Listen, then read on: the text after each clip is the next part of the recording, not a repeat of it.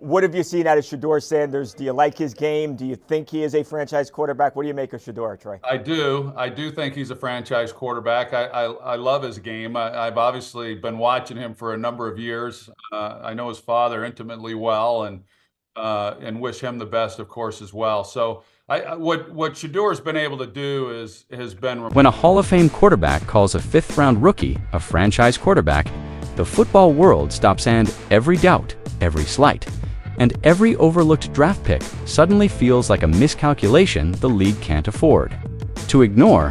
When Troy Aikman praised Sanders as a franchise quarterback, it wasn't just routine media chatter, it was seismic.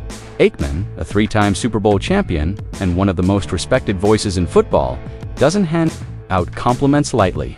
His assessment carried weight because it came from someone who had seen greatness defined and measured at the highest level. To hear Aikman publicly affirm Sanders' potential as a cornerstone of a team immediately elevated the rookie's reputation. It was signal to fans, analysts, and rival teams alike that this was not just a flash-in-the-pan performance. It was the emergence of a player whose talent and poise could shape the Browns for years to come. What made Aikman's praise even more striking was the context. Sanders, despite his polished skill set and remarkable mental acuity, had slid to the fifth round in the draft. Scouts and executives across the league overlooked him, questioning everything from his arm strength to his readiness for the NFL. Analysts debated his mechanics and labeled him a project at best. Yet here was a Hall of Fame quarterback, someone who had dissected elite talent for decades, declaring that the league had misread a player whose ceiling might rival the very best. Aikman didn't just offer generic approval. He had watched Sanders for years, studied his decision-making, and understood the rare combination of intelligence, athleticism, and leadership that defines true franchise quarterbacks. The timing of the endorsement added layers to its significance. Sanders had just completed a historic debut, leading the Browns to a win and displaying poise, accuracy, and composure well beyond his years. Fans and media outlets immediately connected the dots. A fifth-round rookie, doubted by most, validated by a legend. Aikman's words became more than praise. They were almost prophetic, framing Sanders not as a draft day surprise, but as a legitimate cornerstone of a franchise. Beyond reputation, Aikman's comments carry a strategic weight for the Browns. When a Hall of Famer affirms a player's franchise potential, it changes the conversation around roster decisions, contract negotiations, and long-term planning. It adds urgency to the organization's choices. How do you maximize a talent that even legends say can lead a team to greatness? For Sanders, it's validation, a reminder that the skepticism surrounding his draft position doesn't define his trajectory. For the league, it's a warning. A rookie underestimated by most may already be on the path to elite status. As the draft unfolded, the anticipation surrounding Sanders became almost unbearable. Every round that ticked by without his name being called amplified the whispers in the NFL world. Analysts questioned how a quarterback with such a polished record could slide, speculating about system dependency, level of competition, or unproven traits under level pressure. Social media erupted with disbelief. Mock drafts were instantly rewritten, and fans debated furiously over hashtags and live streams. The narrative shifted from admiration to confusion, then to near-panic. Sanders, the polished college phenom, remained unclaimed while team after team hesitated. Inside the Browns' war room, the atmosphere was tense yet focused. Andrew Berry, the GM who had followed Sanders' career closely, recognized a rare opportunity. While the rest of the league wavered, hesitant to commit a high pick, Berry understood that true franchise-caliber talent doesn't always announce itself loudly. Sometimes it quietly waits to be seized. He had studied Sanders' performances, dissected his film, and observed the mental toughness that no stat line could quantify. In Berry's eyes, Sanders wasn't just another prospect.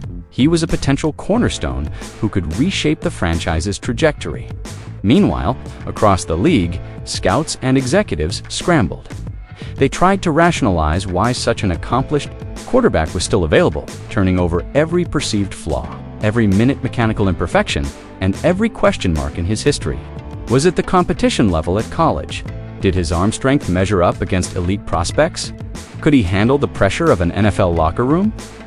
These questions swirled endlessly, but Sanders remained unaffected.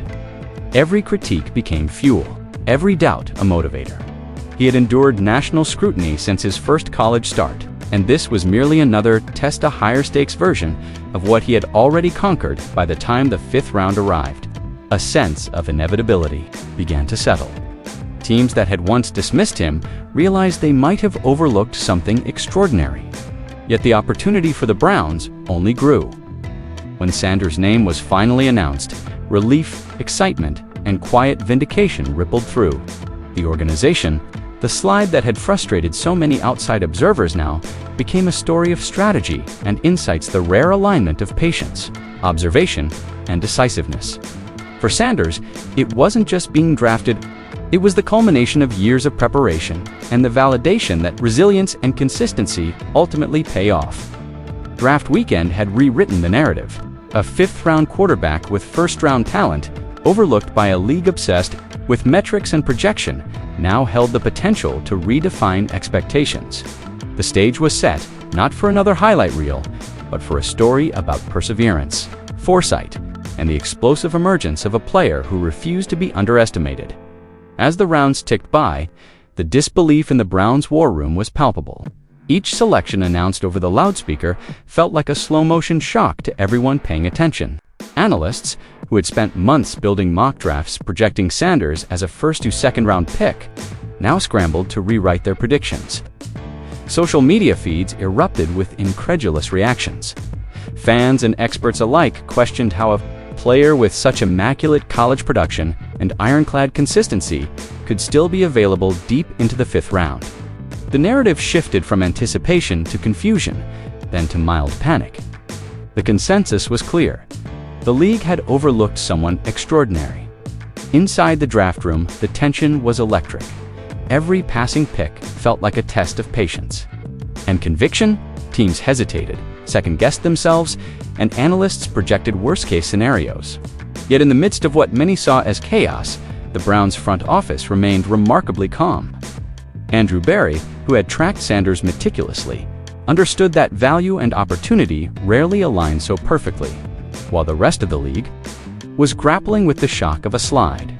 Berry recognized the rare chance to secure a player who could transform the franchise without expending a top pick. The contrast between Sanders' college dominance and his draft position also ignited broader discussions about evaluation priorities. How can a quarterback who displayed elite accuracy, durability, and decision-making for years still fall so far? Critics pointed to system biases, perceived athletic limitations, or overanalysis of minor mechanical quirks. But the result was undeniable. The league collectively misread Sanders, leaving one team with a monumental opportunity. By the time the Browns finally called his name, the reaction was a mixture of relief, excitement, and vindication. In that moment, Sanders' story became more than a fifth-round pick. It became a narrative about perseverance, patience, and the unpredictable nature of the draft. The very slide that shocked the league set the stage for a debut that would redefine expectations, validating both Sanders' resilience and Berry's unshakable belief in his talent. Where scouts saw flashy, Troy Aikman saw something far more substantial. Evaluators often focused on Sanders' jaw-dropping athleticism, impressive arm talent, and highlight reel mobility. Labeling him flashy or exciting but inconsistent, those critiques, while grounded in traditional evaluation methods, failed to account for the deeper qualities that define elite quarterbacks.